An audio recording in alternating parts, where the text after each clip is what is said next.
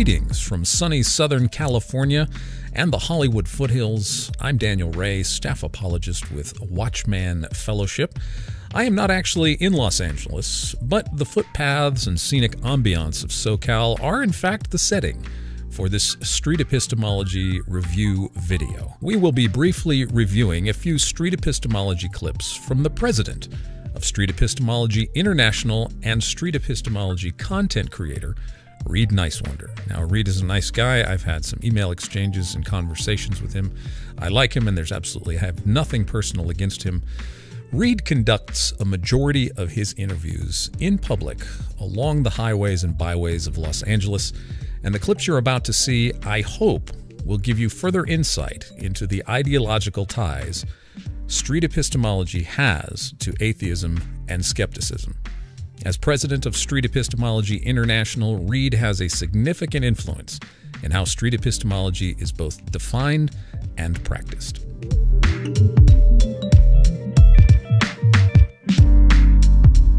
Two of these clips are from 2021, and two of them are from 2017. I do not claim that these clips by any means provide exhaustive insight into Reid's aim in promoting and practicing street epistemology. But in my observation, these clips do show that without atheism and the Christians and other theists who talk to street epistemologists, you do not have street epistemology. So is street epistemology just Hollywood-style atheism, or is it something more? As always, I encourage you, the viewer, to dig into street epistemology for yourself and see if what I have shared is accurate. Here is Reid Nicewonder from just this past fall of 2021.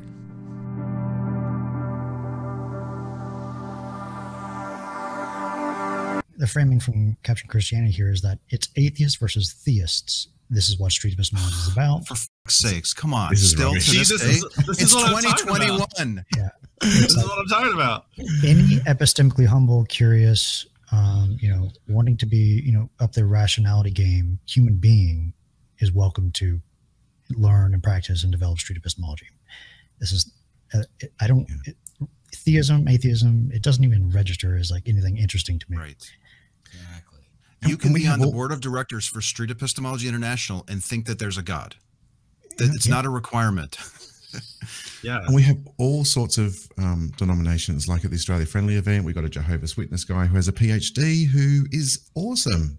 Fuzz the cat. He's very polite, he engages in SE, he really likes it because he wants to be challenged and he wants to explore if his justification is right. So he's very honest. We get all sorts. We got Luke, who's a Catholic. Hey, maybe this is the start of a movement to get more theists, or we don't care where you stand on a claim. We want you to learn the tool. We make these videos and tools freely accessible to everybody. There's not a pre-check. I would love we're developing a course for everybody. We've invited everyone that we can possibly contact to help us test the course. And I would love an SE to practice. I'd love a theist to practice SE on me. I would find that really interesting. Fascinating. A theist, listen, a theist would probably be better at doing SE on any of the six of us than any of us, because we are biased. And it shouldn't be the case, but you can't account for all of your biases and be as neutral as you want to be. So it's imperative that we get people or encourage people to learn the tool regardless of where you stand on any claim. So we have a diversity of practitioners. The diversity of practitioners in SE is what's going to make this better and stronger. So we welcome you.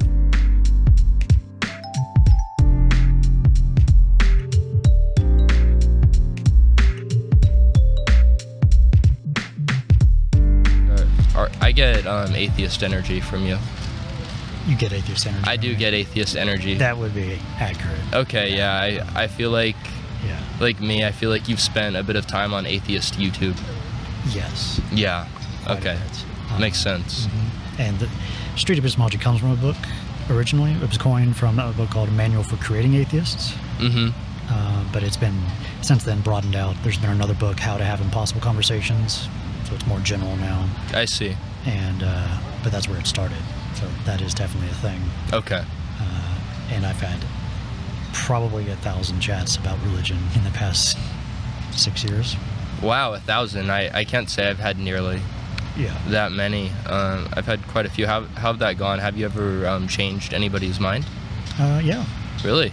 Well, like what percentage of the time would you say you do? Maybe if they're 100%, I change their mind probably 10% of the time to go to 99.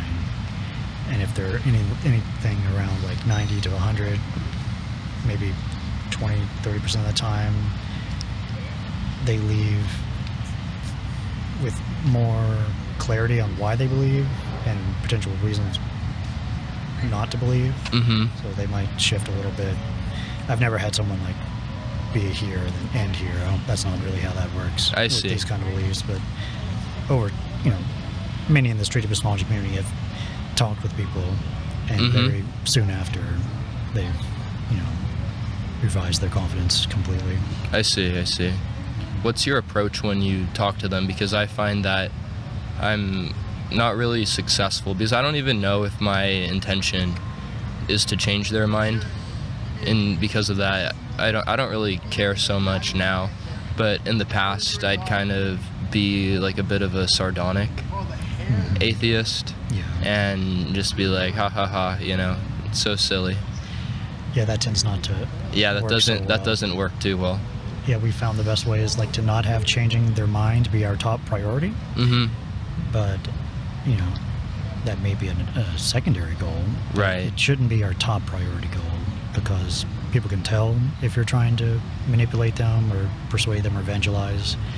If our main goal is to really genuinely hear them out and collaborate in a way about how we figure out whatever they're believing in is true, and if they have good reasons for it, like if we put ourselves in a frame that's collaborative, then, and it doesn't really matter where we end up, then that lowers people's defenses a lot.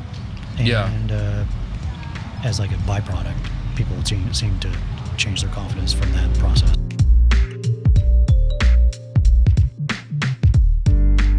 What about you? Are most people like in this community? I feel like there's a lot of atheists most out here. Are atheists, yeah. We're trying to spread it out, make it more general, but it's still mostly atheist, definitely.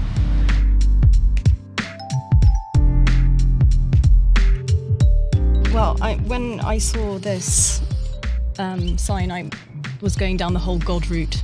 I expect most people went down. That's quite a popular topic. Could I get a sense of your confidence that a God exists, say on a scale from 1 to 10? Well, God in the kind of organized religion sense. In whatever sense you believe okay, well it. then 100%. Yeah. Okay. 100%. And what would you say is the main reason why you're so confident that it's true? How did you determine that God had something to do with these coincidences? Attributing the coincidences to this God, is that a reliable way to have confidence that this is true? If someone from another religion came up to the table and had a bunch of coincidences in their life that they attribute to some other thing, would that be a reliable way to come to that other thing? If someone, for some reason, said no God exists at all, like, could they use these reasons to come to that belief? If someone could explain to you how these coincidences could happen without the God being related to it at all, would that change your confidence about the God existing? If you woke up tomorrow morning without this belief in the higher power, what would be the main things missing from your life?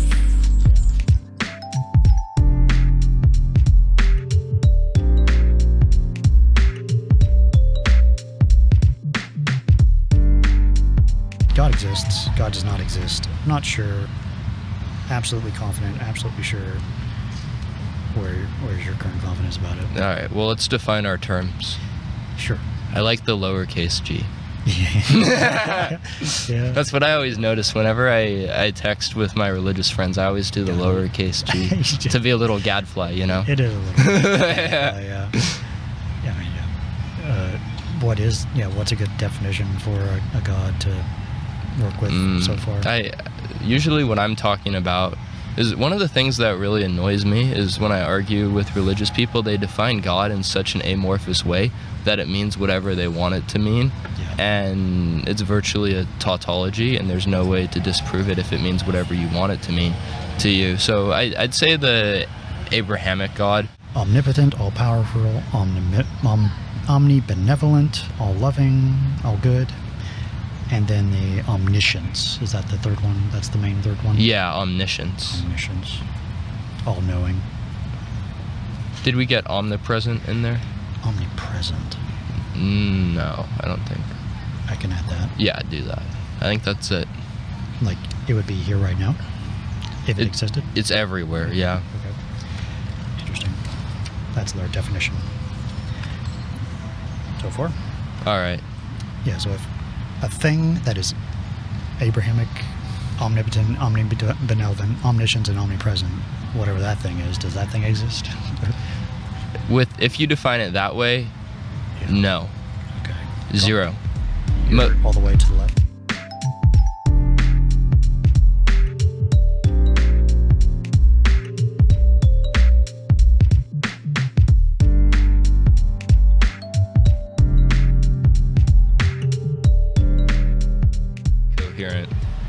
Logically incoherent, contradictory in nature.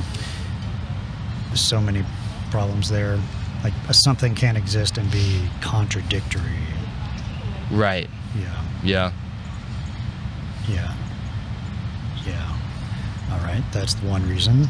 Any other reasons? What's the reason people give for it? It's like you're saying. Yeah. No, I'm impressed you kept up. Yeah, it's like it's the best explanation for a lot of things, like for morality, for the existence of anything, like the universe or life. And one reason against the morality claim is the good outside of God, might exist or could exist. If it does exist outside of God, then it's not the best explanation for morality, for good. That's one reason against that.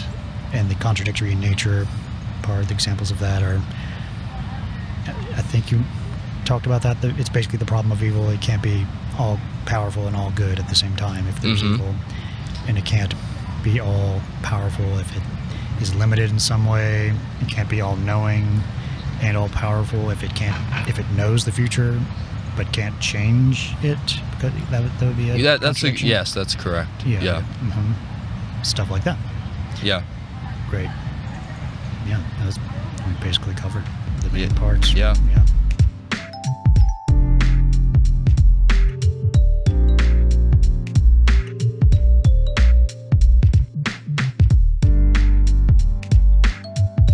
Is there a definition of God that you would be not? Where are you all the way to the left there? Like no room for doubt at all? My bad. Yeah. There we go. Or you're all the way over. Yeah. Yeah. Is there a definition of God where you would be on the scale, that not at zero? I don't know. Give me a definition.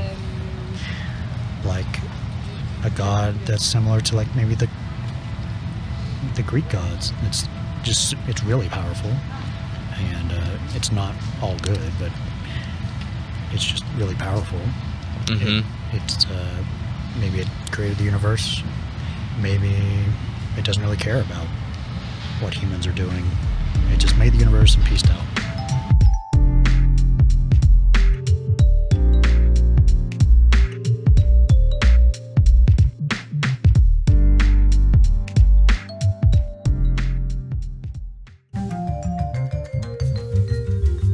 Here's a question I have.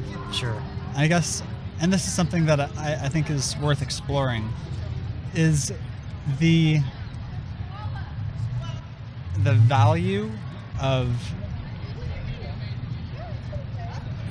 Okay, so recently I've kind of experienced a faith crisis about a year ago. Sure. And I used to be Mormon. I used to believe in God and all these things. Because of a long series of events, I've lost that faith. And my family also has kind of drifted away from believing a lot of those things as well. Yeah, really, because Mormons usually, it's a big deal if you leave the Mormon faith. Exactly, yeah.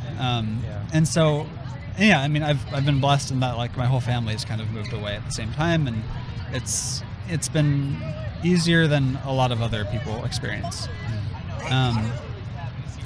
The question, though, is it a good thing to help other people to move away from faith? That's a big question. It is, and it's something that I've put a lot of thought into. Me too. Yeah. Like, the way I reconcile it, or just like rationalize it, maybe. Like, I know for myself, when I left Christianity, I felt angry and lied to, and like, it was obvious that I was wasting time, Right. by believing in an afterlife.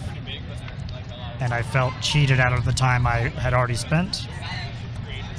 And I felt a huge sense of urgency to actually make the most out of my life, now that I know I'm going to actually die and not live forever. Right.